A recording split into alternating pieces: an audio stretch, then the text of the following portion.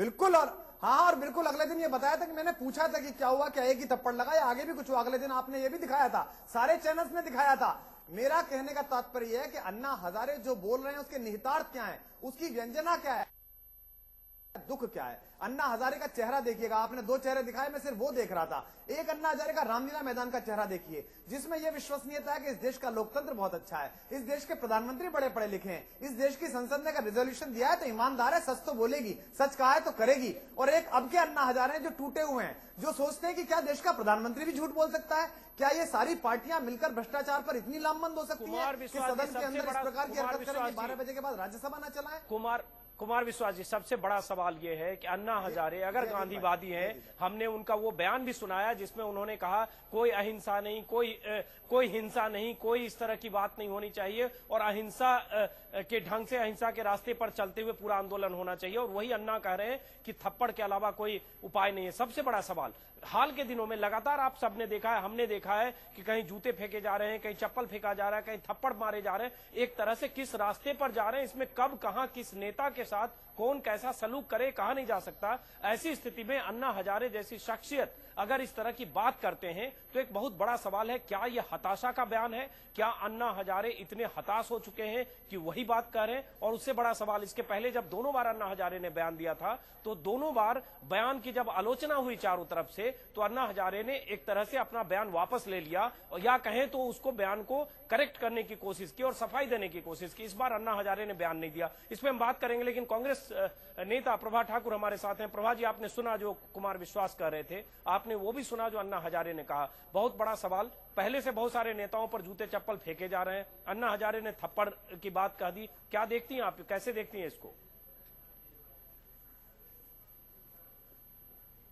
जो कह रहे हैं, क्योंकि वो उनके प्रवक्ता हैं बहुत समय से, उनकी बात पर कोई भरोसा नहीं करेगा, कोई विश्वास नहीं करने वाला है, क्योंकि पूरे देश की जनता के पास समझ है और वो देख रहे हैं। और जो वो असली अन्ना जी की जो बात कह रहे थे, अब तो ये बात स्पष्ट हो गई। बहुत उम्मीदें थी अन्ना जी से कि भ्रष्टाचार की एक बहुत बड़ी मुहिम लेकर के वो आए हैं, लोगों को लगा था क्रांति हो जाएगी, पूरा देश जुड़ा था, राजनीतिक दल जुड़े थे, स्वागत किया था। लेकिन वही अन्ना साहब का जब असली चेहरा उतरा तो लगा कि ये तो गांधीगिरी का मुखौटा था, असलियत में तो अंदर गॉडसे छुपा हुआ है। तो जो गॉडसेवादी जो उनका जो विचारधारा थी वो असलियत सामने निकल कर आ गई। आखिर वो कब तक छुपती? असली अन्ना हजारे वो हैं जो पवार साहब के ऊपर कोई तमाचा मारता है तो वो कहते हैं कि ठीक किया, एक ही तमाचा मारा। असली अन्ना हजारे वो हैं जो भ्रष्टाचार की बात कहते हैं कि नहीं कांग्रेस को हराओ, उनकी दिशा भ्रष्टाचार नहीं, लक्ष्य कांग्रेस हो जाता है, कांग्रेस को हराओ। प्रधानमंत्री जी पे अटैक करते हैं, सोनिया गांधी जी पर हमला करते हैं, लेकिन बख्श देते हैं कर्नाटक के येदुरप्पा जी को, उन पर कुछ नहीं बोलते। बख्श देते हैं उत्तराखंड के पूर्व मुख्यमंत्री को जो भ्रष्टाचार में, क्योंकि वो बीजेपी के नेता है, उन पर वो कोई टिप्पणी नहीं करते। असली अन्ना हजारे कौन है? वो लोगों को जो उत्साहित प्रेरित कर रहे हैं कि तमाचा मारो, प्रभा ठाकुर जी, मैं मारो, वो समर्थन कर रहे हैं, सही फेंको। बहुत मुश्किल काम है, हालांकि कोशिश करिए। क्या इस देश में कानून व्यवस्था बर्बाद हो जाए? क्या थप्पड़ से भ्रष्टाचार का इलाज हो जाएगा? क्या यही उपाय है क्या उनके पास? प्रभाजी, रिएक्शन सबसे अच्छी वो है, शांति भूषण जी को प्रभाजी रिएक्शन सबसे अच्छी वो है कि अगर एक युवा नेता, क्या वो कहते हैं कि उन्होंने ठीक किया था? नहीं प्रभाजी, अच्छी रिएक्शन ऐसी बातों की अजीत जी बहुत मुश्किल काम है, फिर भी आप कोशिश करिए अगर वो शांत आपकी बात का जवाब देना चाह रहे हैं। प्रभा जी एक सेकंड सुन लीजिए, एक सेकंड प्रभा जी शांत हो जाइए। कुमार विश्वास जवाब दे रहे हैं, सुन लीजिए, ऐसे किसी की बात नहीं सुनी जाएगी। प्रभा जी एक सेकंड सुन लीजिए, कुमार विश्वास जी बोलिए। कुमार विश्वास एक मिनट, कुमार विश्वास एक बात मैं चाहूंगा, चूंकि बीजेपी के नेता हमारे साथ हैं, विजय जौली मानक आपके साथ, मैं चाहूंगा चूंकि बीजेपी के बारे में लगातार कहा जा रहा है कि टीम अन्ना के साथ बीजेपी है या बीजेपी के साथ टीम अन्ना है, सवाल उठता है बीजेपी अन्ना हजारे के इस बयान को कैसे देखती है? हालांकि बीजेपी के कई नेताओं ने अपने अपने ढंग से प्रतिक्रिया दी है और एक तरह से कहा यह बयान गलत है। मैं चाहूंगा विजय जौली जरा अपनी राय दें अन्ना हजारे के इस थप्पड़ नीति पर। विजय जौली क्या कहते हैं, बीजेपी नेता?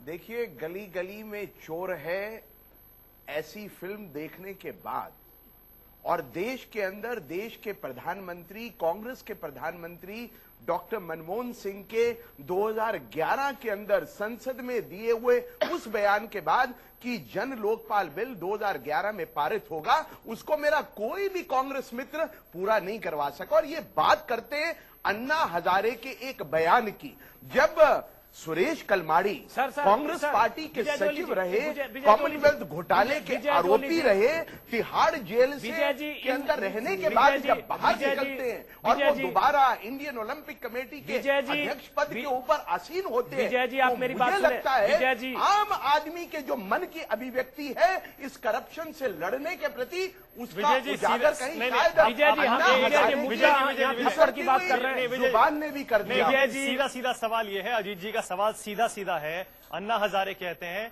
अब थप्पड़ से ही दिमाग ठीक होगा, इस बयान की आप आलोचना करते हैं या इससे सहमत है? सीधा सीधा बताइए। देखिए, मेरा यह मानना है कि लोकतंत्र के अंदर जब शांति प्रिय ढंग से बात नहीं सुनी जाए तो आम आदमी की मानसिकता को अगर कोई बयान कभी कभी मजाक में भी, कभी कभी व्यंग कस के भी अगर कोई बड़ा नेता देता है तो हमें उसके मूल भाव को समझना पड़ेगा। मतलब बीजेपी के भ्रष्टाचारियों को भी थप्पड़ पड़ने चाहिए। देखिए, मेरा ये मानना है, अभी मैं आपकी बात को यहाँ पर चेक करना चाहता हूँ। किस भारतीय जनता पार्टी की आप बात करें, किस भारतीय जनता पार्टी का नेता के ऊपर आरोप लगाए? कांग्रेस के सुरेश कलमाड़ी, एक मिनट, विजय जी, मुख्यमंत्री किसी भी पार्टी, और मेरा ये मानना है लोकतंत्र में, मैंने पहले कहा आप अपने उत्तर प्रदेश में दिया है, स्वागत किया है आपने, उनके बारे में क्या ख्याल है आपका?